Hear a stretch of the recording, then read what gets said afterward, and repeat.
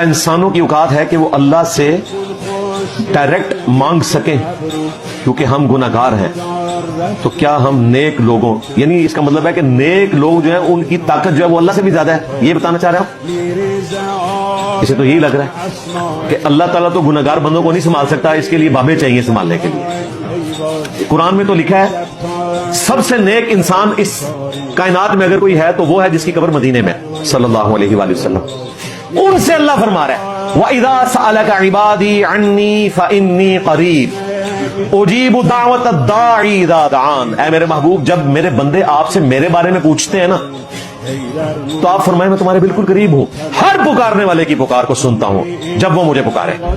سب سے بیسٹ موقع تھا کہ کہا جاتا کہ اے نبی ان سے فرماؤ کہ میرا وسیلہ بیچ میں ڈالو اللہ تک پہنچنے کے لیے. اگر صحابہ کرام نبی الاسلام کی موجودگی میں آپ کی تعلیمات کی روشنی میں اللہ کے بتانے پر اللہ کو ڈائریکٹ پکار رہے ہیں اور تعلیم کون کر رہا ہے؟ نبی الاسلام.